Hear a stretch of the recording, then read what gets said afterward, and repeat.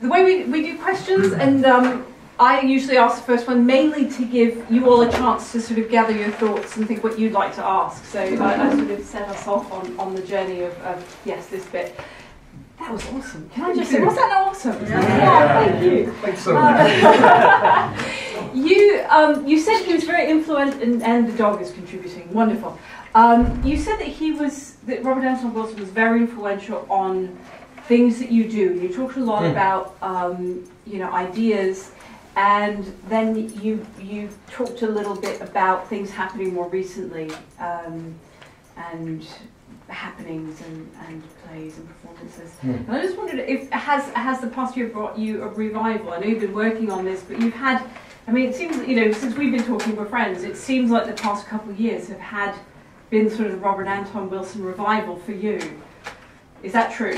Very much so, and I can't really take much credit for that. But a couple of the people who can are in the audience tonight. First of all, say hello to Daisy Campbell.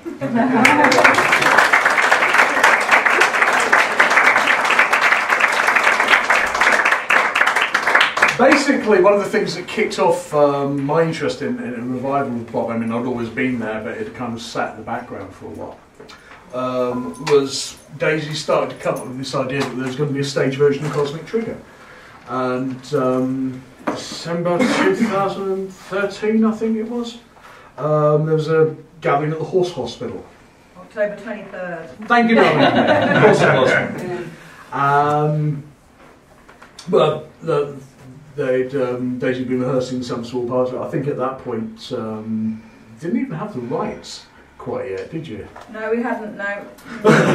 So it was all very tentative and kind of in this sort of Schrodinger's cat-like position where they weren't quite ready to open the box yet. But a lot of people came along, and also in the audience, a gentleman named John Higgs.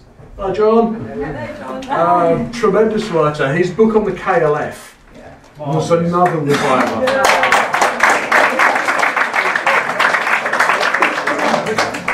And John was there, and we've been colleagues in a publication called Dark Claw, which is a collection of 40 articles annually published.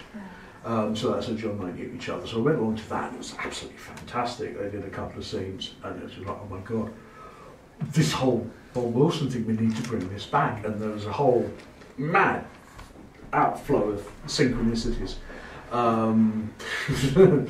There was a point in last February where we did a street ritual to summon the forces of synchronicity in Liverpool. February 23rd, of course. Outside the bust of Carl Jung in Matthew Street. I don't know if any of you know that. There's actually a bust of Carl Gustav Jung in the place of Matthew Street where various people have decided that's where his dream took place. So we did a street something up there to try and draw on the power of synchronicity to activate this, to make the play happen. And because I'm an absolute fucking idiot, I suggested to Daisy, oh, you know what, Liverpool, Alan Moore's involved, synchronicity. Why don't I summon the power of John Constantine to him? So I did. So about 50 of us, I think, were out there doing this very impromptu ritual. Daisy did a bit, I did a bit, and ended up with Carl wearing a pair of rainbow-coloured knickers and a packet of 20 silk cuts slung around his neck. But it seemed to work because the production happened. But yeah, again, just that 2-day event in Liverpool last November. There's several people who I know were at it. And I think we've got a couple of cast members. I know there's Kate at the back, Kate Alderton, who played Alan Wilson, who was absolutely fantastic.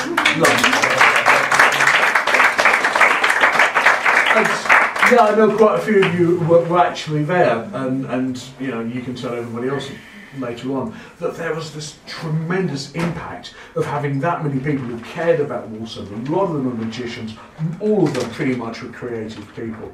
We brought in the most amazing group of people assembled at the weekend, and it had a real dent in the rubbish sheet of reality. And ever since then, all this other stuff's been falling in. So we've got this the start of possibly a kind of second wave of interest in Bob, which is why it was important to me to actually kind of do a talk about Bob as a human being, as flawed and fallible, as someone whose models should not be taken as gospel. He didn't want dogma, but what he wanted us was just to basically, I mean, one of the great Discordian sayings, think for yourself, schmuck.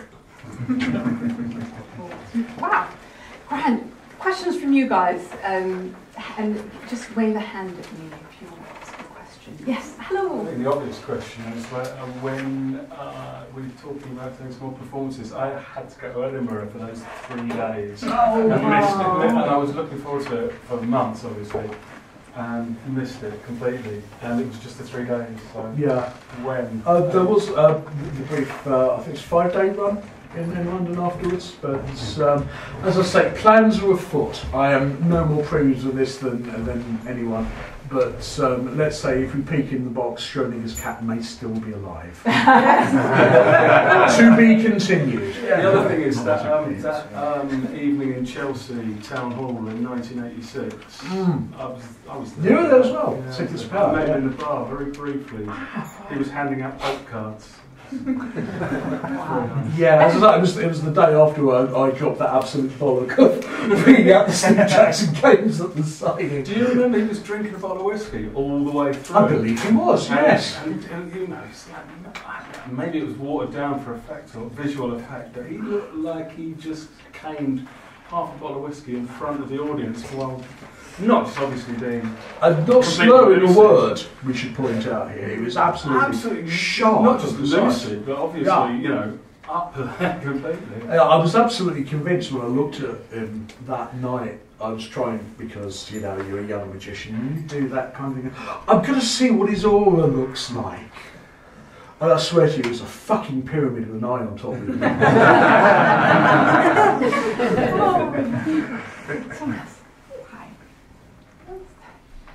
We're all stunned. We're ready for a glass of wine. I've just got one question. I was going on with Andy and you. Sort of cosmic trigger, you know, love Bob.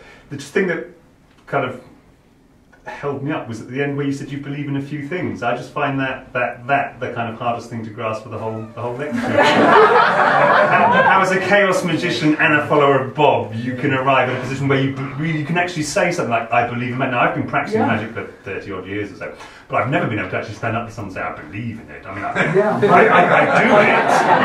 I've experienced it, and I've met other people who live the life fully, but do I believe in it? No, probably not. Yeah, and that's an extremely common reaction to people who work for that system. But for me, I think it's because I started so very early. There's so much weird shit. But I was about 7 years old when it first really started to kick in for me. So I think that was my imprint. That's what he would call the Third Circuit imprint of when I was understanding language. The idea that Cosmic Comics, they made. Did you ever read it? I did. Yeah, Cosmic Comics explains the 8 kind of thing quite well, not as well as the song and dance, but quite well, I thought. Yeah, I can see you were imprinted early, but it's interesting that you've washed away the other end. Yeah, I'm out as a believer. I don't know. I think it's just perhaps because I lack sufficient terminology to explain it any other way. I mean, as I said, I do consider myself effectively as a Taoist. That that's the minimum model you can take for saying there's something else out there, but I'm fucked if I know how to describe it. And it's that. I think it's that act of description. I mean, I've worked, as I say, this is domain. I've been practicing one form or another for over 40 years at this point because I started so young. And I've encountered various things that really, really seemed a lot like gods or demons or other entities. I mean, I've worked with different god forms ranging from Ursuli to Hadir to Hydron the Conqueror, just a whole bunch of them. And they do present as these awe-inspiring, terrifying connections to something. But I'm always aware that they're always the connections I was looking for. I don't think there's ever really been any magicians who've been surprised by which entity turns up. I mean, sometimes they do, and sometimes that's the point of imprint. Yeah, you get it wrong, but it's usually something within that mythos. I mean, if you're working a strongly ogenous current, it's really unlikely Ganesh is just going to show up. On the contrary, no. Yeah, exactly. But I think what it comes down to is that idea of models and metaphors. That all we can ever do to describe this stuff is allegorical. As the sages say, all you can do is point. And sometimes when you point, you forget you're pointing at the moon and you concentrate on the finger. I've read quite a lot of criticism of Robert Anton Wilson online about that he didn't really understand quantum physics at all. And I just wonder if you had any thoughts on that and if it mattered. He knew people who said they did. I don't think he ever claimed he understood quantum physics. I mean, he was very fond of that quote from, I think, Arthur Eddington, I think it was. John will be able to tell me.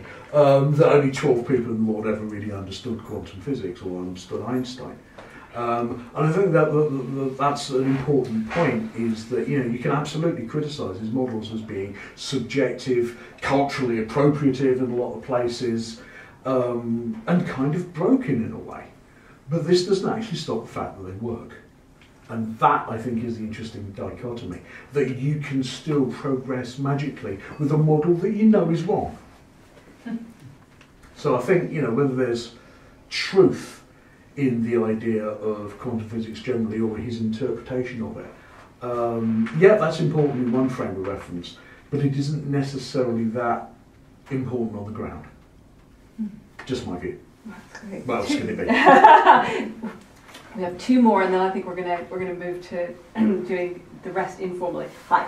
Hi. And then Yeah, Robert Anton Wilson was kind of, for me, like you were saying, for you, the first step along all of this. So Yeah. an old housemate introduced me to him, and that was it.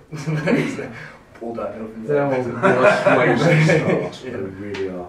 But there's something that he says in, I think it's in Prometheus Rising, he talks about COINTELPRO and disinformation, and the way that you're saying, he also was very into being a bit of a trickster and being quite obtuse and a bit abstract and stuff, and really forcing you to question everything that he's saying as well. Here and there in things that I read, you come across people who will accuse, like Timothy Leary or Terence McKenna, of being disinformation agents. Yeah. And with that in mind, thinking about Robert Anton Wilson, like occasionally one of the only things that he's very, very harsh about is Islam. And he is surprisingly Islamophobic sometimes, and I just wonder. You just wonder. It's interesting you say that, because there's other parts, of course, with Trigger where he's quite rhapsodical about Sufism.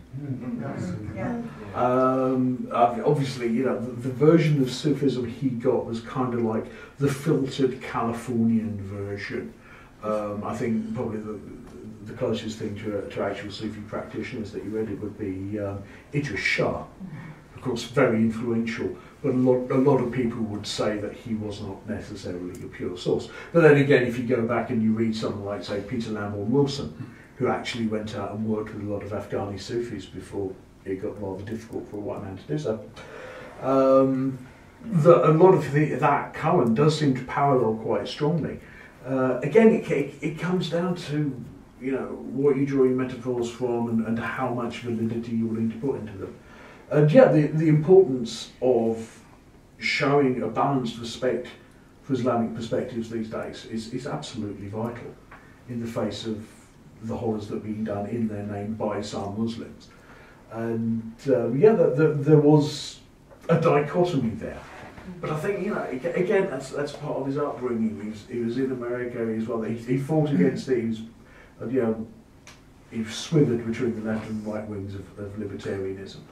But I don't think he actually met that many practicing Muslims along the way. These days, again, this is something we can upgrade from.